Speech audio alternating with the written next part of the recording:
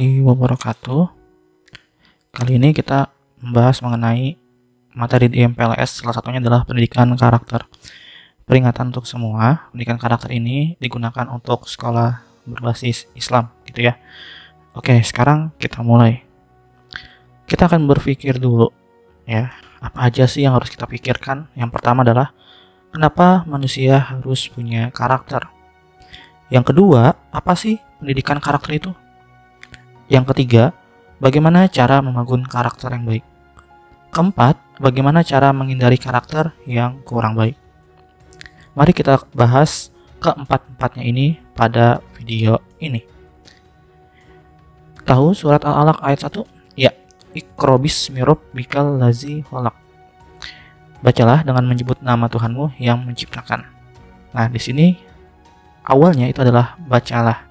Jelas ya, ini merupakan salah satu karakter dari seorang muslim, dimana kita harus membaca tidak hanya sekedar baca, tetapi juga sampai pada tingkat memahami dan menerapkannya. Nah, di sini ada sebuah penelitian ya yang dengan judulnya Emotional Intelligence and School Success dari Joseph Jins dan kawan-kawan, itu tahun 2001. Jadi di sini dia mengkompilasikan berbagai hasil penelitian tentang pengaruh positif kecerdasan emosi anak terhadap keberhasilan di sekolah. Jadi dikatakan bahwa ada sederet faktor-faktor risiko penyebab kegagalan anak di sekolah. Nah, faktor-faktor risiko yang disebutkan ternyata bukan terletak pada kecerdasan otak ya, tetapi pengaruh terbesarnya ada pada karakter, yaitu rasa percaya diri, kemampuan bekerja sama, kemampuan bergaul, kemampuan berkonsentrasi, rasa empati, dan kemampuan berkomunikasi. Nah, apakah karakter manusia sudah ada dari lahir? Ya, mungkin kita bertanya-tanya ya, apakah sudah ada dari lahir apa belum? Nah, ternyata karakter itu sendiri tidak lahir begitu saja. Dia itu dibentuk oleh orang tua, oleh sekolah, dan juga di lingkungan masyarakat. Jadi karakter itu sendiri dibentuk oleh 3 lingkungan. Yang pertama orang tua, sekolah, dan lingkungan masyarakat. Nah, apa sih karakter itu? Ya, menurut bahasa, karakter adalah tabiat ataupun kebiasaan. Nah, menurut ahli psikologi, karakter adalah sebuah sistem keyakinan dan kebiasaan yang mengarah tindakan seorang individu. Di sini kita lihat apakah ada perbedaan antara karakter dengan akhlak. Coba kalian pikirkan terlebih dahulu. Ada nggak sih perbedaan antara karakter dengan akhlak? Nah, ternyata karakter dan akhlak ini tidak memiliki perbedaan yang jauh. Jadi, kedua didefinisikannya itu sebagai suatu tindakan yang terjadi tanpa ada lagi pemikiran lagi, karena sudah tertanam dalam pikiran. Atau dengan kata lain, keduanya ini disebut dengan kebiasaan. Jadi karakter dan akhlak itu sama artinya, yaitu kebiasaan, atau kalau bahasa Inggrisnya adalah habits. Oke, sekarang kita lanjut lagi. Ada berapa sih akhlak dalam Islam yang harus kita miliki gitu ya sebagai generasi muslim? Yang pertama, nih, di sini ada ayat Al-Qur'an tentang akhlak dan akidah. Dalam surat Al-Baqarah ayat 83 yang artinya, janganlah kamu menyembah selain Allah dan berbuat baiklah kepada kedua orang tua, kerabat, anak-anak yatim, dan orang-orang miskin, dan bertutur katalah yang baik kepada manusia. Nah, dari sini kita bisa lihat ya bahwa hubungan manusia itu juga lebih baik ya, tidak hanya kepada misalkan tanaman, ada yang lain-lain. Jadi seluruh hidup kita itu yakin kepada Allah, baik sesama manusia, dan menjaga lingkungannya gitu ya. Nah, lanjut lagi pada ayat Al-Quran tentang akhlak dan tawakal. Dalam surat Al-Muluk ayat 29 yang berbunyi artinya adalah, katakanlah dialah Allah yang maha penyayang, kami beriman kepadanya, dan kepadanya lah kami bertawakal. Kelak kamu akan mengetahui siapa yang berada dalam kesesatan yang nyata.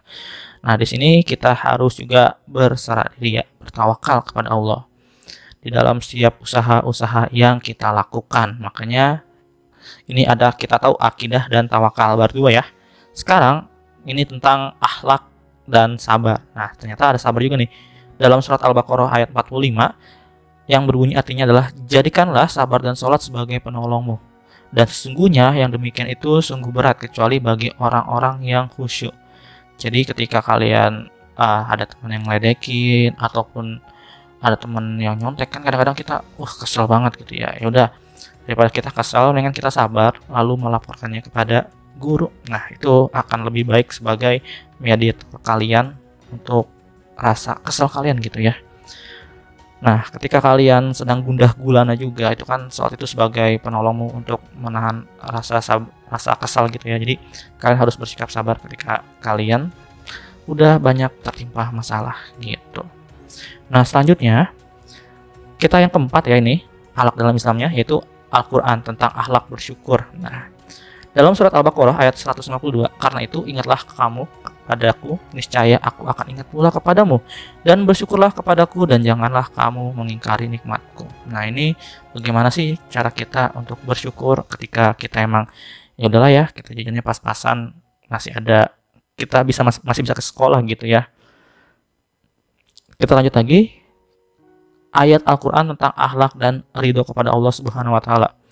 Ini dalam surat Al-Fajr ayat 28, dengan berbunyinya, artinya adalah kembalilah kepada Tuhanmu dengan hati yang ridho dan ridhoinya gitu ya. Sini kita harus meminta ridho juga. Ketika kalian usaha ya tanpa kalian doa, nah itu bisa jadi gitu ya, kenikmatan kalian dalam belajar itu kurang diresapi gitu.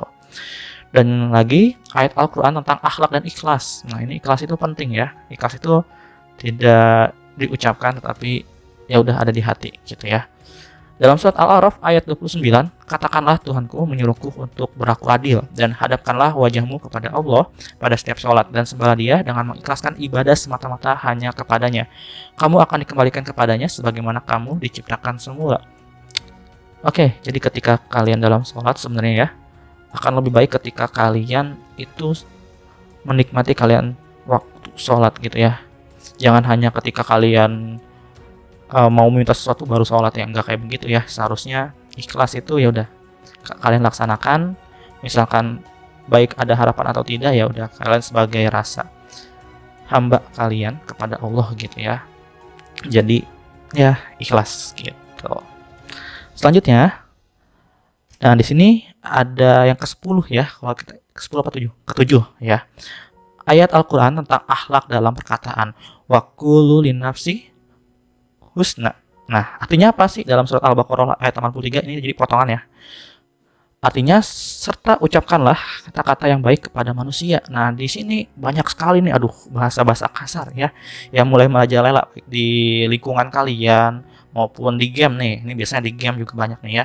Jadi kata-kata yang baik itu sangat menyentuh hati orang lain gitu ya. Apabila kalian kata kasar gitu ya, kadang-kadang kalian juga kalau dikatain baik nggak mau ya. Makanya jadi sebisa mungkin baik-baiklah dengan perkataan kalian gitu ya, agar orang lain tidak tersinggung.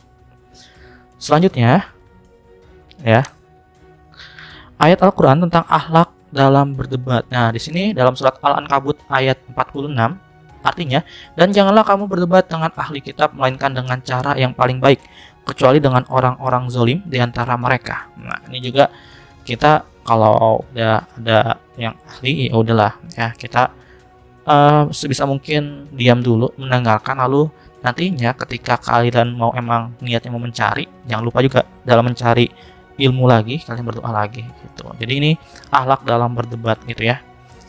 Oke. Tentang hadis mengenai akhlak yang islami. Nah, di sini dari hadis riwayat Ibnu Majah dari Anas bin Malik radhiyallahu an, Rasulullah Shallallahu alaihi wasallam bersabda, sesungguhnya setiap agama ini memiliki akhlak, dan akhlak islami adalah rasa malu. Ya, sekarang banyak sekali nih tontonan-tontonan yang kurang etis gitu ya, baik di TikTok maupun di Instagram Reels gitu. Ya, kita bisa lihat ya bagaimana tari-tarian. Ya, seenggaknya ada rasa malu lah kita. Nantinya kedepannya entah itu anak kita ataupun saudara-saudara kita yang lihat, ya pasti ada rasa malu gitu ya. Nah, ini makanya di dalam Islam ini harus dijaga ya sebagai kebiasaan kita dalam perbuatan maupun kebiasaan. Nah, selanjutnya yang ke-10. Nah, ini baru ke-10 ya. Hadis tentang akhlak dan kedermawanan. Di mana nih hadis riwayat Bukhari dan Muslim. Sesungguhnya Allah Maha Pemurah, menyukai kedermawanan dan akhlak yang mulia, serta membenci akhlak yang rendah dan hina ya. Jadi ya sebagai seorang sesama muslim gitu ya, ketika kalian emang melihat orang lain sedang membutuhkan pertolongan, baik teman kalian yang kurang jajan, ya cobalah kalian tanya untuk ya bertukar sarapan maupun memberikan sedikit rezeki kalian kepada mereka gitu ya. Oke, selanjutnya adalah hadis tentang akhlak dan keimanan. Di sini diriwayatkan dari At-Tirmizi gitu ya. Orang mukmin yang paling sempurna keimanannya adalah ia yang memiliki akhlak yang terbaik. Yang terbaik di antara kalian adalah yang terbaik akhlaknya kepada pasangannya. Di sini mungkin kalian belum ada berpasangan ya. Tapi cobalah kalian berbuat baik kepada orang tua kalian ya, yang paling penting gitu ya. Jadi sebisa mungkin ya udah, kalau kalian disuruh belajar ya belajar, itu hal yang mudah. Belum kalian disuruh mencari uang ya. Ya jadi ya udah, kalau disuruh belajar ya belajar, disuruh nyapu ya coba kalian nyapu. Nanti suatu saat kalian gede, kelak kalian juga akan meminta bantuan ke anak kalian untuk menyapu gitu. Toh nantinya kalian juga akan dewasa kan pada waktunya gitu ya.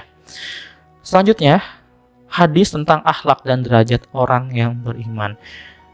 Dari hadis riwayat Ahmad, Aisyah radhiyallahu an berkata, aku mendengar Nabi SAW bersabda, sesungguhnya orang-orang yang beriman dengan akhlak baik, mereka bisa mencapai atau menyamai derajat mereka yang menghabiskan seluruh malamnya dalam sholat dan seluruh siangnya dengan berpuasa. Nah, di sini kita sebagai muslim gitu ya, ketika kalian emang menemukan sesuatu, misalkan kerikil lah ya di jalan, padahal itu bisa menyebabkan ketergelincirnya motor di jalan, kalian buang ke pinggir gitu ya, tapi jangan dilempar ke orang nanti.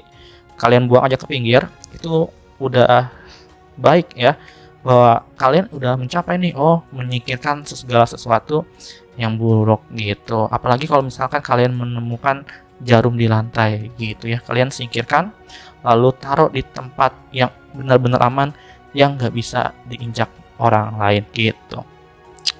Jadi ini kebiasaan-kebiasaan yang harus kalian contoh juga ya. Nah, selanjutnya Bapak akan meminta pendapat kalian. Bagaimana pendapatmu terhadap orang yang menyontek? Apakah karakternya baik? Ya tentu tidak ya, karena di dalam ujian itu seharusnya kita jujur untuk mengetahui kemampuan kalian. Nah, gunanya ujian itu adalah apakah kalian sudah belajar dengan baik atau tidak. Ya, ini kan kalau misalkan kalian nyontek, ya nilai kalian kan tidak asli gitu ya. Walaupun yang kalian contek juga salah gitu, tapi seenggaknya kalian percaya pada diri kalian sendiri. Itu yang lebih penting. Makanya kenapa kalau mencontek itu apakah karakter baik? Tidak, karena dia tidak mempercayai dirinya sendiri. Itu yang lebih buruk ya. Kalau orang udah nggak percaya pada dirinya sendiri, siapa yang harus percaya pada dirinya gitu. Oke, selanjutnya, bagaimana pendapatmu terhadap orang yang tidak mempunyai SIM tapi berkendara menggunakan mesin bermotor? Apakah karakternya baik? Ya tentu tidak ya. Dimana ketika kalian punya SIM itu, kalian harus bertanggung jawab kepada diri kalian sendiri maupun pengguna jalan lain. Bagaimana ketika anak kecil itu menabrak orang lain? Ya, itu bisa jadi orang tuanya yang dipenjara. Apakah kalian tega dengan orang tua yang dipenjara seperti itu karena tingkah laku kalian, kesalahan? Dan juga apakah nanti kalian akan siap untuk dimintai kerugian kepada orang lain ketika kalian menabraknya? Dan apakah kalian siap gitu ya untuk dimarahi oleh pengendara lain karena tingkah laku kalian gitu? Ya, kan udah jelas ya tadi ya bahwa akhlak yang baik itu tidak mencelakai orang lain gitu ya. Oke, selanjutnya, bagaimana pendapatmu terhadap orang yang membuli temannya? Apakah karakternya baik? Tentu tidak ya. Dengan kalian membuli, tentu aja tadi kalian kan tahu ya bahwa harus baik kepada sesama manusia. Nah, ketika kalian udah membuli orang, tentu ini bukan karakter sifat dari seorang akhlak muslim ya, karena dia udah menjelek-jelekan orang lain tanpa melihat perasaannya, atau kalian kurang berempati gitu. Nah, selanjutnya, bagaimana pendapatmu terhadap anak yang membantu menyeberang orang tua? Apakah karakternya baik? Ya, tentu ya, dengan kita terbiasa melihat empati ketika orang tua udah mau menyeberang gitu, masih gemetaran ya, kalian cobalah minta sedikit, Pak, apakah saya bisa menolong Bapak gitu ya. Seenggaknya ada komunikasi, dan juga kalian nantinya juga akan tua juga gitu, merasakan apa yang dia rasakan untuk butuh bantuannya. Biasanya orang tua kan agak sedikit malu ya ke anak muda, makanya kita sendirilah yang memulainya gitu ya untuk menolong. Nah, selanjutnya, Nah, di sini ada sebuah berita menarik gitu ya. Viral, alasan Satpam KRL kembalikan amplop berisi uang jutaan milik penumpang kereta. Padahal kalau kita lihat-lihat, oh, nggak ada yang tahu ini kok gitu ya, uang jutaan bisa saya ambil. Tapi kan sebagai akhlak seorang muslim gitu ya, berkata jujur gitu. Ini lebih baik ya ketika kalian menemukan uang yang bukan milik kalian. Bisa jadi ya akan ada sesuatu rezeki yang berlebih yang akan diturunkan Allah kepada orang-orang yang jujur gitu. Apa sih rezeki yang tertinggi? Yaitu ketenangan, bukan berarti berupa uang lagi ya, tapi ketenangan dalam menjalani hidup itu merupakan rezeki yang terbesar gitu. Nah, selanjutnya, bagaimana tanggapanmu jika dihubungkan ke karakter? Nah, di sini ada anak buang sampah pada tempatnya nih. Di sini nih, ini perlu juga ketika kalian melihat sebuah berita, oh banjir, ternyata banyak sampah nih. Kita udah bisa lihat bahwa oh ada orang yang buang sampah sembarangan. Nah, yang menyebabkan banjir tentu aja merusak lingkungan. Padahal kita disuruh menjaga lingkungan. Oleh sebab itu, ya ketika kalian menemukan sampah di jalan, kalian bantuin mengutin sampahnya lalu masukkan ke tempat sampah. Jangan hanya sampah kalian ya. Ketika kalian menemukan sampah ya udah kalian buang ke tempat sampah gitu. Dan kalau ada orang yang buang sampah sembarangan nih, biasanya di mobil ya ataupun di pengendara sepeda motor gitu ya, buang sampah di jalan sembarangan, nggak boleh begitu. Tapi kalian bawa sampah kalian itu sampai rumah gitu. Kalaupun kalian di kereta ya udah kalian bawa dulu, simpen sampahnya di tas lalu taruh nanti kalau udah berhenti di stasiun tujuan kalian, seperti itu ya. Jadi jangan buang sampah sembarangan. Dan juga nih satu lagi hal yang terpenting adalah kalau kalian ya itu punya sampah sendiri, alangkah lebih baiknya kalian coba membuang sampah pada tempat sampah kalian sendiri ya. Oke. Selanjutnya, mencoret-coret meja dan melempar-lempar kursi, apakah hal yang baik? Tidak ya, karena kalian merusak fasilitas orang lain. Padahal fasilitas itu kan dibeli dengan uang yang kalian kumpulkan keseluruhan. Hak dan kewajiban kalian. Hak kalian itu adalah menerima kursi dan meja yang layak. Tetapi ketika kewajibannya kalian lupa, yaitu menjaganya, nah itu kalian tidak akan mendapatkan hak kalian. Karena kewajiban aja dilanggar, apalagi haknya. Kewajiban dan hak itu lebih tinggi pada kewajiban ya. Ketika kewajiban kalian tidak menjaga bangku dan haknya kalian diambil sama guru lagi, ya itu jangan marah ya, karena kewajiban kalian kan menjaga. Ketika kalian mencoret-coret ya, berarti kalian harus mengecatnya kembali ya gitu. Itu adalah hal yang sangat, ketika kalian mencoret-coret ya itu akhlak yang buruk gitu ya. Nah, selanjutnya adalah pendidikan karakter menurut Islam. Jadi pendidikan karakter menurut Islam adalah usaha sadar yang dilakukan untuk membentuk kepribadian yang mengajarkan dan membentuk moral, etika, rasa berbudaya yang baik serta berakhlak mulia yang menumbuhkan kemampuan peserta didik untuk memberikan keputusan baik dan buruk serta mewujudkan kebaikan itu dalam kehidupan sehari-hari dengan cara melakukan pendidikan, pengajaran, bimbingan, dan pelatihan yang berpedoman pada Al-Quran dan Al-Sunnah. Nah, selanjutnya pengetahuan akan pentingnya moral harus kita miliki. Di sini bagaimana sih cara mengembangkan pendidikan karakter ya? Jadi ada 3 tahap mengembangkan pendidikan karakter. Yang pertama adalah kita harus memiliki moral knowledge. Moral knowledge apa? Yaitu pengetahuan akan pentingnya moral harus kita miliki ya. Ketika kalian tahu ya kalian ini seorang muslim gitu ya, ya udah berarti ketika di luar ya menjaga batas-batas aurat kalian gitu ya. Nah, seperti itu. Oke. Selanjutnya yang kedua adalah moral feeling. Nah, di sini moral feeling itu yaitu rasa empati ketika emang ada terjadi sesuatu musibah pada teman kalian. Nah, kalian cobalah langsung mengkoordinir bentuk rasa empati kalian, entah itu dengan sumbangan ataupun hal yang lain dengan cara mendatangi ke tempatnya gitu ya. Oke, yang terakhir adalah moral action. Dari semuanya, ketika kalian punya moral knowledge, moral feeling, tapi nggak ada aksinya gitu ya, ya udah kita empati aja tapi nggak ada aksinya, itu juga jangan ya. Jadi ketiga ini sangat penting. Kenapa moral action sangat penting? Jadi kita tahu dan merasakan, tapi kita juga bisa mempraktekkan. Tadi dalam Islam ya, dalam bacalah itu tidak hanya baca, tetapi juga menerapkannya. Di sini jelas ya, mengembangkan dengan karakter dalam Islam itu juga ini ada kaitannya gitu ya. Oke. Sekarang coba kita lihat lagi menghentikan kebiasaan atau karakter buruk gitu ya. Sadar dan yakini bahwa perilakumu merupakan kebiasaan buruk. Hal pertama yang kamu butuhkan adalah memberi diri alasan untuk menghentikan kebiasaan ini. Ya, jadi di sini kalian bisa lihat bahwa apakah perilaku yang kamu anggap buruk itu sebenarnya karena dampak negatif pada dirimu atau orang lain. Ketika kalian lihat, oh ternyata kita jarang belajar karena kita main Mobile Legends terus nih. Waduh, itu nggak boleh ya. Atau nggak karena kita sering main game yang lain gitu ya. Nah, itu berarti kan mengganggu waktu kalian. Ini kebiasaan buruknya harus dihilangkan dulu. Coba dikurangkan, bukan dihilangkan secara langsung. Misalkan kalian sering main game 5 jam, tiba-tiba kalian hilangkan besoknya main lagi. Enggak kayak gitu, tapi berjenjang. Maksudnya berjenjang, ketika kalian hari ini main 5 jam, besoknya coba main 4 jam. Besoknya lagi kurangin jadi 3 jam, besoknya lagi kurangi 2 jam, besoknya lagi kurangi sejam. Latihlah itu ya. Jadi enggak harus langsung tiba-tiba brek di hari itu. Kebiasaan buruk itu agak sedikit susah ya. Nah, selanjutnya adalah menjadi panutan yang baik bagi orang yang kamu cintai. Di sini yang kamu cintai kan tentu orang tua kamu ya. Ya udah, coba makanya kalian ubah kebiasaan-kebiasaan buruk itu untuk supaya kamu bisa memperlihatkan kepada orang tuamu gitu. Nah, selanjutnya adalah yang kedua, tetapkan pikiran pada tujuan untuk menghentikan perilaku buruk tersebut. Nah, ketika kamu udah mengetahui pemicunya, kamu perlu mulai merencanakan bagaimana menghentikan kebiasaan tidak sehat. Jadi, kalian tulis nih langkah-langkahnya kayak gimana aja sih, kayak tadi ya. Hari pertama kalian harus menghentikan sejam, berarti tinggal 4 jam.